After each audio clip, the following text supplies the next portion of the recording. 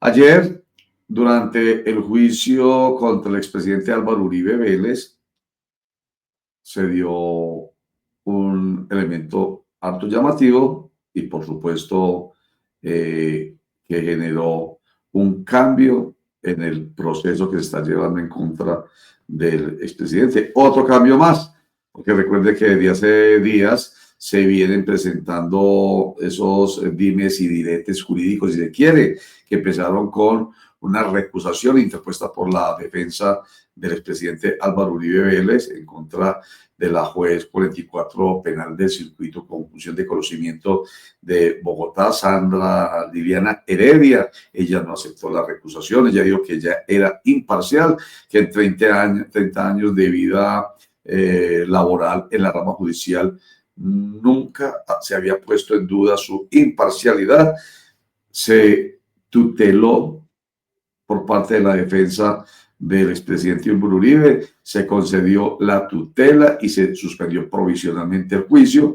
Todo esto en el contexto del temor de unos y la esperanza de otros de que se va a producir posiblemente la prescripción del proceso en octubre próximo. En fin, continúa el proceso y ayer, intempestivamente, Sandra Liliana Heredia leyó un comunicado, mejor dicho, esa parte la tenemos aquí antes de saludar. Bueno, este es el momento, el comunicado de la Corte Suprema de Justicia que ordena lo siguiente. Antes de saludar a nuestro invitado y de hablar sobre el tema, veamos este segmento en el que la juez Sandra Liliana Heredia se da cuenta de esta orden por parte de la Corte Suprema de Justicia y, mejor dicho, veamos y escuchemos.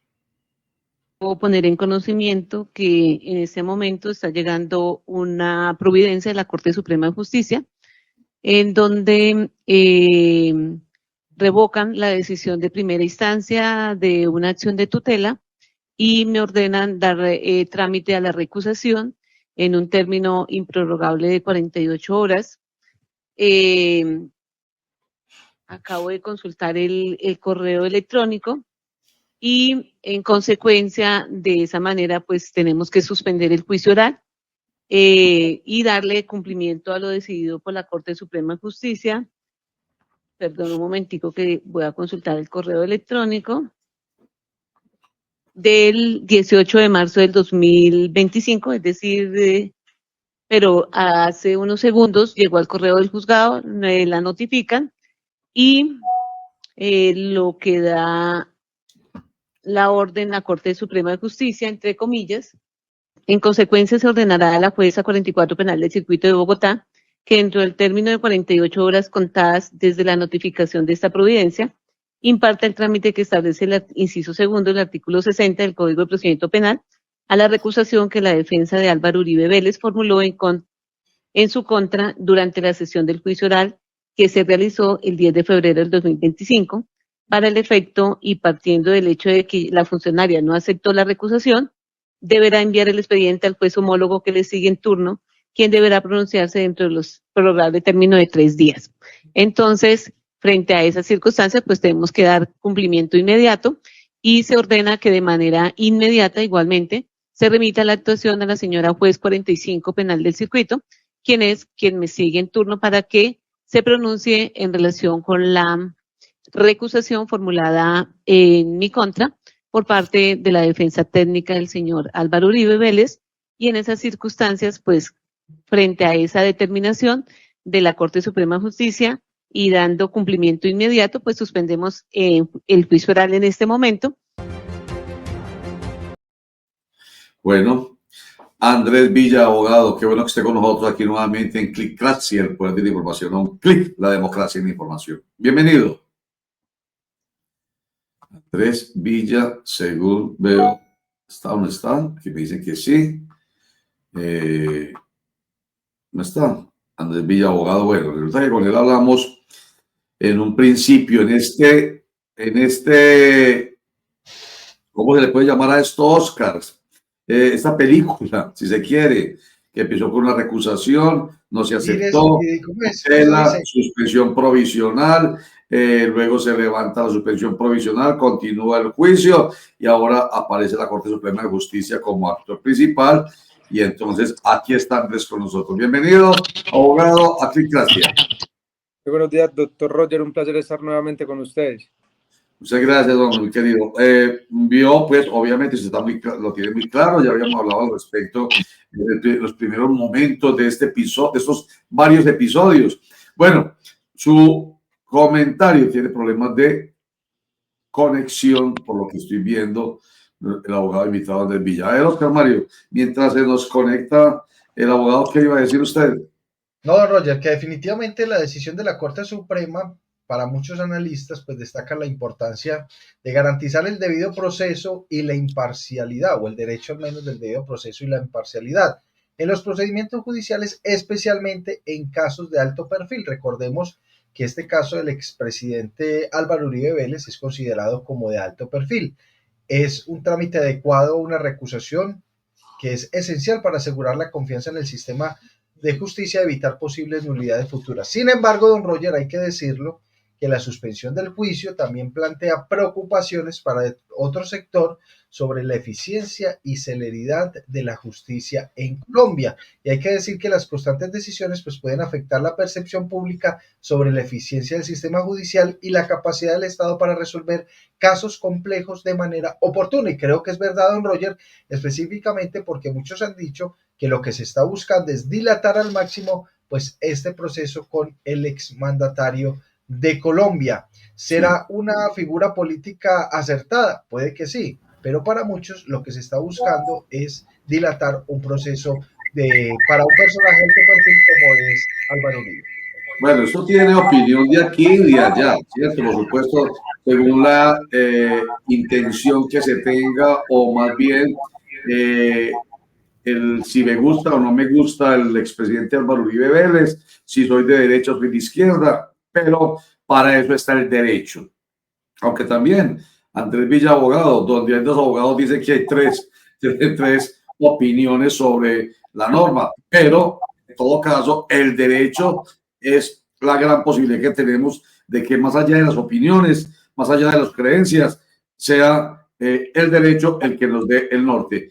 Bueno, ¿cuál es su pensamiento al respecto, Andrés Villa? Bueno, doctor Roger, digamos que nosotros ya lo habíamos advertido acá, en ese mismo programa con usted ya habíamos dicho que esto iba a tener, digamos, otra visión probablemente en la Corte, porque básicamente lo que había dicho el tribunal como argumento principal es que no se habían utilizado los mecanismos judiciales existentes para oponerse al rechazo de plano emitido por la juez. Y entonces decía, específicamente no se utilizó un recurso que se llama el recurso de queja. En su momento aquí, doctor, decíamos, pero es que el recurso de queja no es procedente frente a la decisión que rechaza de plano. Es más, en principio no sería susceptible de recurso alguno. Y precisamente el primer análisis de la Corte es, venga, pero es que ¿por qué dice el tribunal que aquí procede el recurso de queja si el auto por medio del cual se rechaza de plano el recurso, se rechaza de plano la recusación, no admitiría recurso? Pero aún más, el trámite mismo de la recusación no admite recursos, es decir, no había mecanismo de defensa judicial. Entonces el tribunal debió haber entrado a decidir de fondo.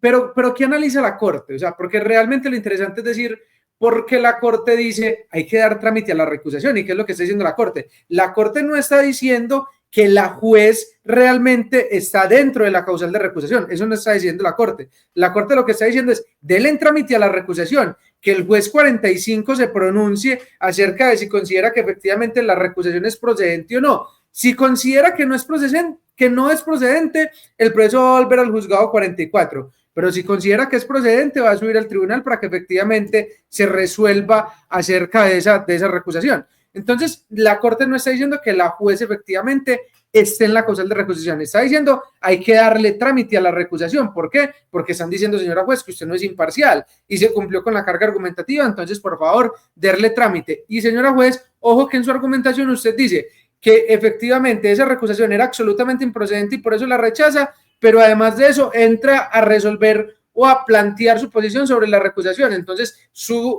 argumentación es contradictoria. Por lo tanto, considera la Corte que debe resolverse la recusación y dársele el trámite. Entre otras, dice que algunas de las normas citadas por la juez 44 al momento de resolver esa recusación planteada, pues no eran aplicables al caso porque está trayendo normas del proceso o del Código General del Proceso que solamente pueden traerse cuando en el proceso penal no exista regulación específica sobre un trámite. Y dice la Corte, frente a la recusación, está plenamente regulado el trámite entre los artículos 57 y siguientes del Código de Procedimiento Penal. No sé si soy más o menos claro, doctor.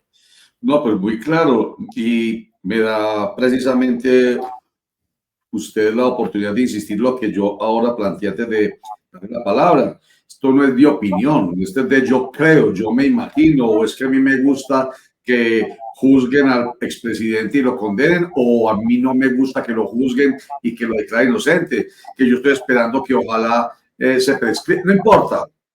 En todo caso, el país, y más este tan polarizado, el país político nuestro, pues está de una parte y de la otra y haciendo sus planteamientos, pero eso no es importante. Lo importante es lo que en derecho se pueda plantear. Y usted lo ha dicho, es que esta decisión por parte o esta orden por parte de la Corte de Suprema Justicia no es ninguna decisión. Está diciendo, señora juez, pare un momentico, dele la oportunidad a la otra juez a que defina si sí o si no usted está siendo imparcial o real, si es imparcial como se quiere o está parcializada. Es muy claro, se trata de eso. Entonces, ¿qué sigue entonces? ¿Qué se tiene que esperar nuevamente, Andrés Villa, abogado penalista? A ver, ¿qué sigue? Tal y como lo dice la Corte y como lo dice la norma, el proceso es enviado a la juez 45 penal de confusiones de conocimiento del circuito de Bogotá. Esta juez tiene 3 días en principio, aunque la Corte se lo recalca con la penalidad, creo yo, de que resuelva en 3 días, que tiene 3 días para resolver la causal de recusación, es decir, para pronunciarse acerca de si concede esa causal de recusación o, bueno, si la acepta, es decir, si considera que está debidamente fundamentada y que hay lugar a declarar la recusación, o si no. ¿Qué pasa si dice, no, efectivamente la juez está actuando bien, no hay ningún vicio de imparcialidad, efectivamente, como ella misma lo dijo, puede seguir conociendo el asunto? El proceso va a volver al juzgado 44. Pero ¿qué pasa si la juez 45 dice, no, efectivamente, aquí hay unos vicios de imparcialidad, la juez está actuando de una manera irracional frente o en contra de los intereses del doctor Álvaro Uribe sin justificación alguna, por lo tanto consideramos que debo asumir el conocimiento a fin de garantizar la imparcialidad de la justicia? En ese caso habría el conflicto, la posición de la juez 44 y la posición de la juez 45, y por lo tanto subiría al tribunal para que resuelva en principio el trámite del impedimento, de la recusación. Y el tribunal sería el que decidiría cuál de los dos juzgados efectivamente le correspondería el conocimiento del proceso. Ahora, es importante tener en cuenta lo siguiente, y es que todo ese término que transcurra en resolver esa recusación no va a ser objeto de contabilización para la prescripción. Es decir, para los que están preocupados respecto de la prescripción, si la recusación es infundada, es decir, se realizó sin que hubiera mérito para ello, ese término no va a contar para la prescripción, para que estén tranquilos quienes se preocupan por ello. Clarísimo, clarísimo, porque ese es uno de los problemas, digamos, que se le mete. Un problema, digo yo, pues, pero al conocimiento de estos temas, y es, vuelvo y digo, las intenciones a favor y en contra. Entonces, ese problema o preocupación más bien en torno a la prescripción, pues queda muy claro, se suspenden los términos. Incluso ya lo habíamos hablado con usted, abogado, en el caso de la tutela, incluso también cuando se suspendió provisionalmente, en ese caso también se suspendió el corrido, ¿cómo se llama? Bueno, los términos que siguieran corriendo. Sí, doctor, ahí se me cortó un poquito, pero me imagino que estamos hablando acerca de la suspensión inicial cuando se admitió la tutela, que se suspendió también por unos días, entiendo, sino que se me entrecortó. Sí, inicialmente cuando se admite la tutela, inicialmente se suspende mientras se resuelve por parte del tribunal, luego se emite fallo del tribunal y efectivamente posteriormente ahí se reanuda el juicio porque se concede un efecto que se llama devolutivo, es decir, que se levantaba la suspensión, se reinicia el juicio y hoy vuelve y se suspende porque tiene que resolverse la recusación. Pero volvemos, en caso de que se considerara que hay maniobras dilatorias improcedentes por lo menos en mi criterio, y creo que respaldado en una línea jurisprudencial de la Corte, tampoco tendría que tenerse en cuenta. Pero fíjese que lo que el presidente Álvaro Uribe Vélez no era improcedente, es decir, ese término que se suspendió no va a ser descontado inicialmente respecto del trámite de la tutela del Tribunal Superior de Bogotá, al considerar que era improcedente el trámite de la tutela. Sí, señor. Oiga, ahorita cuando usted dijo que nos explica que está la solución de este conflicto, permítame yo lo digo de esta manera, entre dos jueces, la 44 y la 45. La 45 habrá de decir si la 44 tiene o no razón al no haber aceptado la recusación. Estoy hablando de dos homólogas. Es factible que haya ahí imparcialidad, porque son personas, no sé si se conocerán o no se conocerán, pero son jueces, son del mismo nivel, entre bomberos no nos pisamos la manguera, ese tipo de cosas que generan un poquitico de suspicacia. Hay garantías y tranquilidad por parte, en este caso, de la defensa del expresidente Álvaro Uribe Vélez, de que haya también aquí imparcialidad en la 45. Pues, a ver, yo creo realmente que también hay que confiar un poco en el derecho, ¿cierto? A ver, el hecho de que las jueces sean una la 44 penal del circuito de Bogotá y la otra sea la 45 no significa per se que se conozcan. Tampoco significa per se que no se conozcan, pero tampoco significa que efectivamente, digamos, la decisión va a estar determinada por la amistad o no que se tenga frente a uno o por un espaldarazo que se le quiera dar a la otra.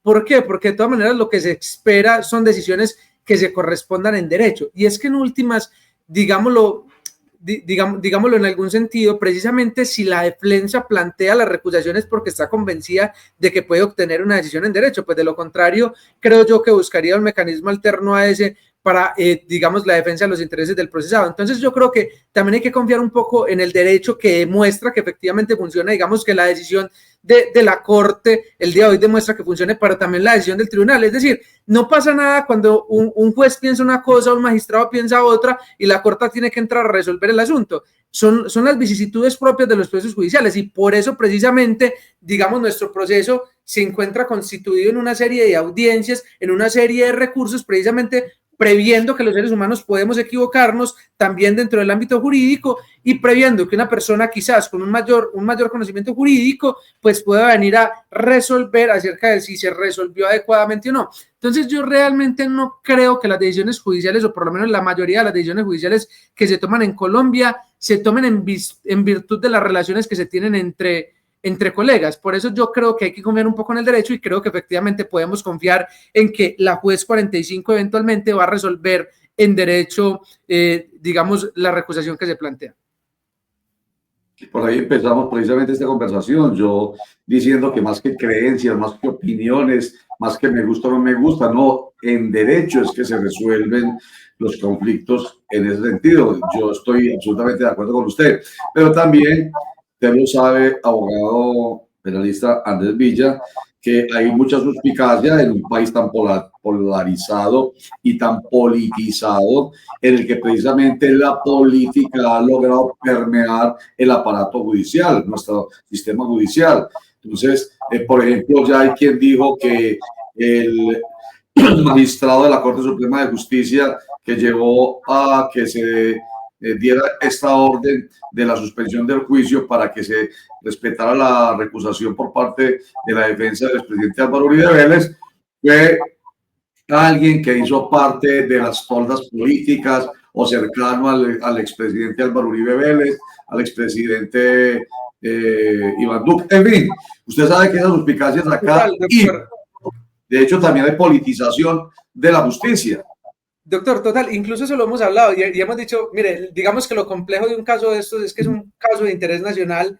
La decisión que se tome va a incomodar un sector. Es decir, si al final, por ejemplo, Uribe resultara absuelto, va a incomodar un sector, si resultara condenado, va a incomodar un sector, si se declara la prescripción, va a incomodar un sector, si no se declara, va a incomodar a otro. Hay quienes dicen que esto es un juicio político de lado y lado, es decir, hay de un sector político que dicen que es un juicio político y hay de otro sector político que cuando se toman decisiones adversas dicen lo mismo.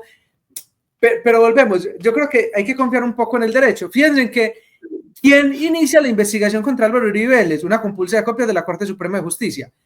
¿Quién, digamos, restringe inicialmente la libertad de Álvaro Uribe Vélez? Una decisión judicial emitida por la Corte Suprema de Justicia. ¿Quién está diciendo hoy que hay que suspender el juicio y adelantar el trámite de la recusación? La Corte Suprema de Justicia. Es decir, la Corte Suprema de Justicia es capaz de tomar decisiones en un sentido y otro respecto de lo que se pruebe en derecho.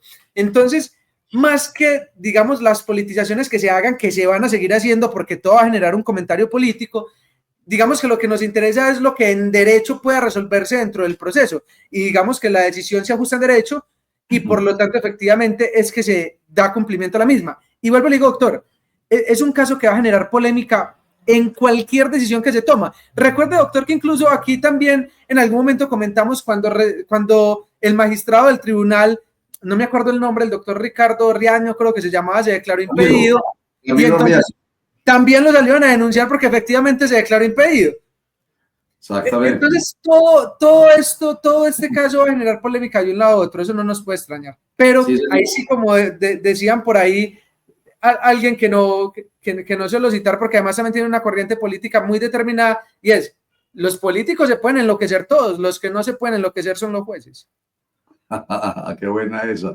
Pero qué bueno saber quién dijo eso, me gusta la frase. Por eso le decía a Doc que tiene una determinación política muy determinada, y se la escuché una vez por allá en una audiencia que vi grabada al doctor Abelardo de las Priella, decía, estos políticos de pacotilla se pueden enloquecer todos, pero a los jueces no se pueden enloquecer. Y en ese sentido, pues puede tener razón. Sino que volvemos, esto puede generar polarización política, porque en últimas es claro que tiene una inclinación política determinada, pero fue una audiencia hace muchos años también, para que no nos vayan a funar por esa situación. Es que imagínense quién está ahí sentado o quién se va a sentar ahí en el banquillo de los acusados, véalo ahí. Total. Nadie más y nadie menos que el expresidente Álvaro Uribe Vélez, un hombre que logró llegar a unos niveles de reconocimiento y de adoración, permítanme, lo digo con toda tranquilidad, en este país. Un hombre que ha sido catalogado por muchos como el prohombre de la historia de Colombia, pero al mismo tiempo hay quien dice que es un demonio, que es un, en fin, toda clase de improperios. Entonces hay de una y de otra posición aquí jugándose sus sentimientos, sus rezos. Menos que aquí hasta más allá de los políticos y más allá de los jueces, hasta la santería entra aquí a jugar un papel muy importante. Habrá quien rece y quien haga un montón de cosas para que sea absuelto o sea condenado. Ese es el bendito problema de la politización nuestra, de la polarización. Más que la politización, la polarización. Pero encantadora la frase de Abelardo de la Espriella. Gústele, no le guste mucho a Abelardo de la Espriella, la frase por lo menos a mí me parece maravillosa. Ya que se enloquezcan los políticos, pero que no se enloquezcan los jueces. Además, esa es la esperanza en un Estado social y democrático de derecho, abogado. Total, esa es la esperanza. Es decir, que podamos confiar en las decisiones de los jueces. Y claro que los jueces se equivocan, pero podemos confiar en que efectivamente las decisiones puedan ser acertadas. Entonces, yo también creo que es una frase completamente acertada, doctor. Porque son seres humanos, sujetos, y en la medida en que son sujetos, son subjetivos. Pero ayúdeme usted con esto, que lo traemos a colación permanentemente aquí y uno intenta explicarlo, pero usted, que es experto, me ayuda a hacerlo con más profundidad. Yo siempre digo sujetos, en este caso los jueces, sujetos y por tanto subjetivos, pero la justicia es objetiva en la medida en que se desprenda del sujeto y se vaya a los hechos y se vaya a los datos, se vaya a las pruebas, que es lo que finalmente demuestra, convence, genera certeza en el juez, que hechos, datos y pruebas en general. Ahí está el objetivo. Total, incluso esperamos, digamos, que los jueces tengan la capacidad precisamente de apartarse de sus preconcepciones, tengan la capacidad de evaluar la prueba que se presenta exclusivamente en el juicio, exclusivamente en el proceso, y en virtud de criterios desarrollados de la doctrina especializada, de la jurisprudencia de las cortes, de la misma norma, pues se emitan las decisiones judiciales. Eso no quiere decir que no exista un margen de interpretación de los jueces o un margen de discrecionalidad judicial, pero ese margen precisamente se reduce en virtud de los criterios jurídicos que explican cómo debe evaluarse la prueba, cómo debe analizarse jurídicamente un problema y precisamente, digamos, la naturaleza completa del sistema jurídico. Y por eso en nuestro sistema jurídico tenemos un sistema de controles que nos permiten buscar por lo menos que las decisiones judiciales sean en la mayor medida posible uniformes y en ese sentido, digámoslo en algún sentido objetivas, en el sentido de que a un mismo problema jurídico podamos darle, aun cuando se presenten diferentes casos, una misma solución jurídica. Andrés Villa, abogado penalista con toda su experticia y su conocimiento, para preguntarle sobre una expresión que a mí me ha llamado siempre la atención y yo creo que se aplica acá, la sana crítica del testimonio. Es que ahí están sentando a personas, permítanme que lo diga de esta manera, non santas, ¿cierto? Hay personas que están demostradas que fueron paramilitares, que fueron asesinos, una persona que asesina, que masacra, que despoja, que, en fin, que no es... Bueno, ya lo dije todo, dije non santa para no decir todo esto, pero ya lo dije. Uno dice, pues, ¿qué le importa ser mentiroso? Y ahí se necesita la verdad, porque lo que estamos es la verdad. Entonces, ahí es donde aplica la sana crítica del testimonio. ¿Cómo logra un juez, precisamente, en este contexto del que estamos hablando, permitir que ese testimonio llegue con certeza a sabiendas de que está viniendo de esa persona? Doctor, vea, fíjese que precisamente la norma ha establecido unos criterios para que se evalúen los testimonios. Esos criterios se encuentran establecidos en el artículo 404 del Código de Procedimiento Penal. Entonces, la norma dice que, por ejemplo, el juez tendrá que evaluar la capacidad de rememoración del testigo, tendrá que evaluar el comportamiento del juicio del testigo durante el juicio, tendrá que evaluar la existencia de contradicciones o las impugnaciones de credibilidad que presenta el testigo, tendrá que evaluar la existencia o inexistencia de animadversiones que puedan existir del testigo frente a una persona. Y en el tópico específico que usted nos menciona, digamos que claro que el código dice que tiene que evaluarse la personalidad del testigo. Pero ojo que aquí hay un llamado muy importante que nos ha hecho la Corte en jurisprudencia, y es que el hecho de que una persona, por ejemplo, tenga antecedentes judiciales no significa per se, de manera inmediata, que tengamos que decir que esa persona está mintiendo o que va a mentir en juicio. Fíjense que, por ejemplo, en el caso de algunos de los testigos que sé que están ahí, yo sé que no de todos, pero de algunos de los testigos que pueden tener antecedentes judiciales, uno de los compromisos que tienen dentro de la jurisdicción a la que se han acogido, la Ley de Justicia y Paz o la JEP o demás, es decir la verdad. Entonces, allí en cierto sentido, digamos, es una exigencia adicional. Pero aparte de eso, claro que tiene que analizarse, por ejemplo, si puede haber alguna animadversión frente al acusado que los pueda llevar a declarar falsamente, o si efectivamente puede acreditarse que dentro de sus actuaciones o sus condenas anteriores puedan existir condenas o investigaciones que den cuenta de maniobras engañosas que hayan ejecutado en contra de terceros, que puedan dar cuenta de esa personalidad negativa o esa proclividad a mentir, de manera que los haga, digamos, personas con menor credibilidad, y todo eso va a ser objeto de análisis del juez. Y claro, por eso la jueza al momento de analizar la decisión lo va a analizar con base en el sistema de la sana crítica, y con base en ese sistema tendrá que determinar si efectivamente va a otorgar o no credibilidad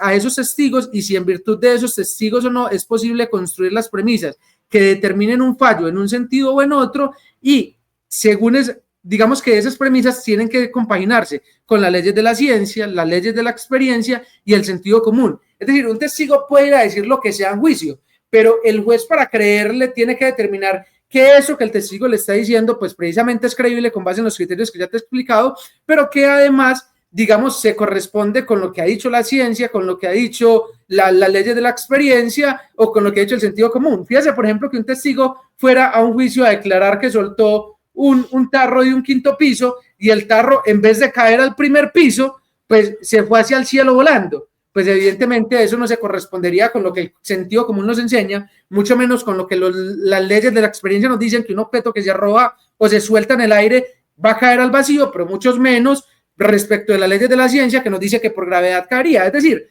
el juez tiene que hacer un análisis completo de todo lo que dicen los testigos, y si esto es, digamos, acorde a lo que nos enseña la sana crítica o lo que nos enseña las leyes de la ciencia, de la experiencia del sentido común, pero además tiene que analizar el testigo en sí mismo para determinar si le ofrece o no le ofrece credibilidad. Y por eso también lo digo, el caso del expresidente, por la naturaleza de los testigos, pues efectivamente va a tener un análisis muy profundo de la prueba, un análisis muy complejo, porque por ejemplo, creo yo que no solamente frente a las personas que han sido condenadas y que están declarando van a ser objeto de censura, sino que pueden ser objeto de censura algunas de las personas que efectivamente se han postulado víctimas y que también han declarado, quienes van a decir que son acérrimos enemigos políticos. Entonces, fíjense que, digamos, la desestimación del testigo, la falta de credibilidad o el ánimo de mentir del testigo puede provenir de muchos factores que van a tener que ser analizados. Pero ojo, que la mera existencia del ánimo incriminatorio de un testigo frente a otro tampoco significa que esté mintiendo. Entonces, el juez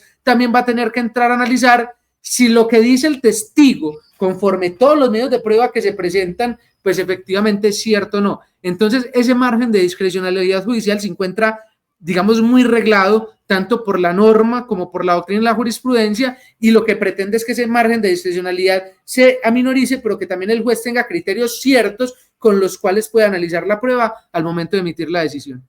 Qué pena, doctor Mestenso, que me volví No, al contrario, pues que a mí me encantan estos temas y no digo yo egoístamente a mí, por mí, sino porque es que ojalá la gente a través de una persona como usted entienda todos estos pormenores que son presentados de manera muy profunda y muy clara como usted lo ha hecho, porque se trata de eso, que la gente tenga un criterio mayor para que no esté señalando y no esté simplemente opinando cosas que no tienen sentido porque desconoce precisamente, en este caso, por ejemplo, el profesionalismo, el nivel de idoneidad, el criterio superior, yo no sé cómo más decirlo, características especiales que debe tener un juez o una juez, en este caso como la 44 penal del circuito de acusación de conocimiento de Bogotá, a quien en este momento la recusan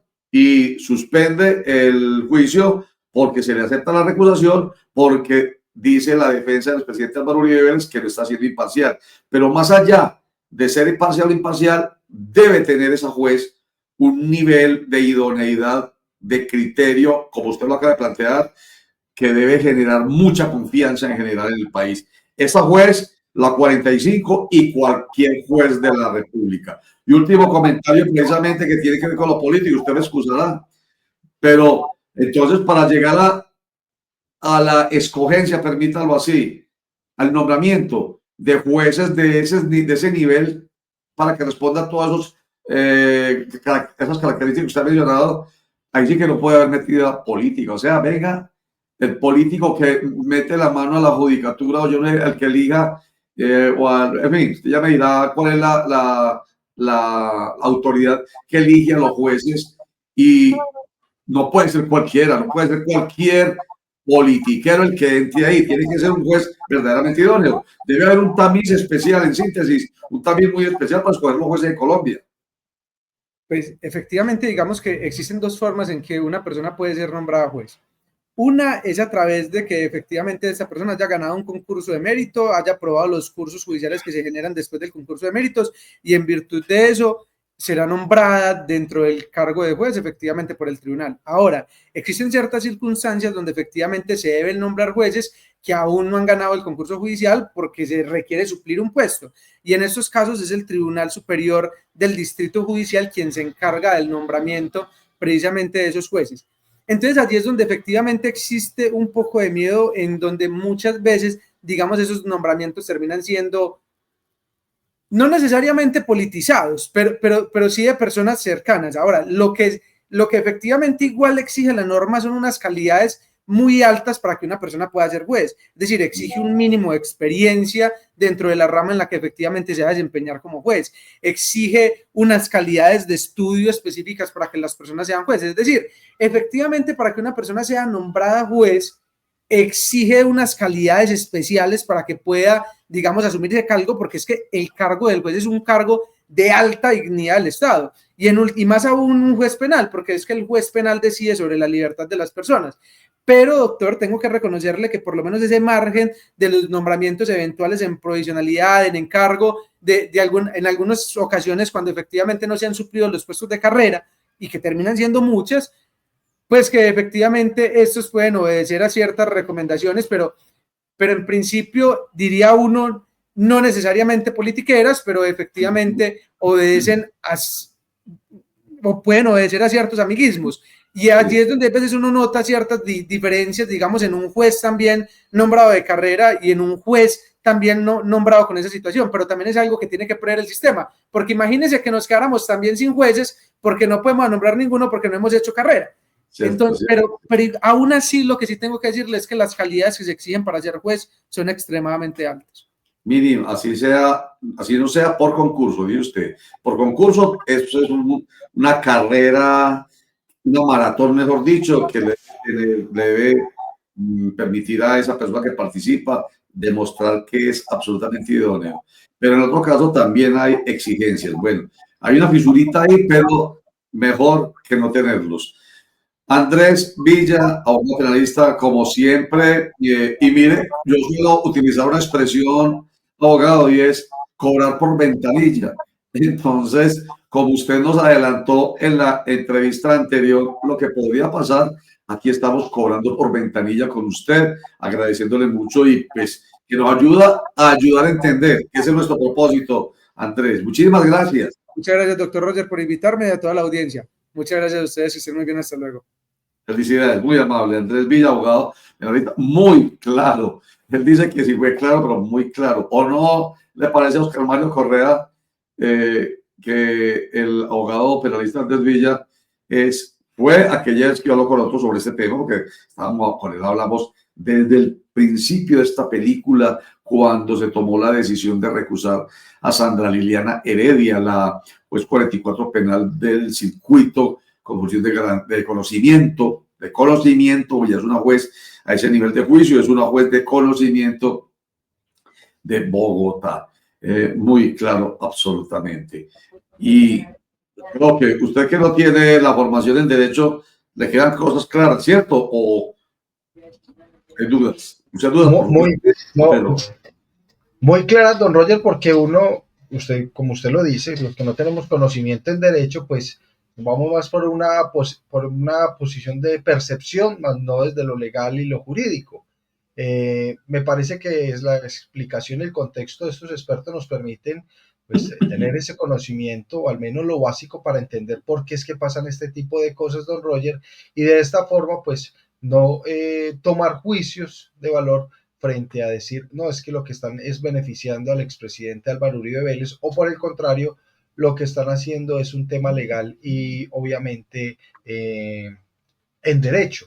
Entonces me parece que es muy importante que nos expliquen de esta forma expedita, no desde en un lenguaje, digámoslo así, tan técnico, sino desde un lenguaje muy ciudadano y muy cercano a la gente para poderlo entender. Me parece que es muy claro, don Roger, entender un poco cómo es que opera la justicia, por qué es que pasan este tipo de cosas y si en realidad es que se está beneficiando o no a un expresidente Álvaro Uribe Vélez, que como lo decíamos ahorita, es considerado como un juicio de alto valor. Sí, señor.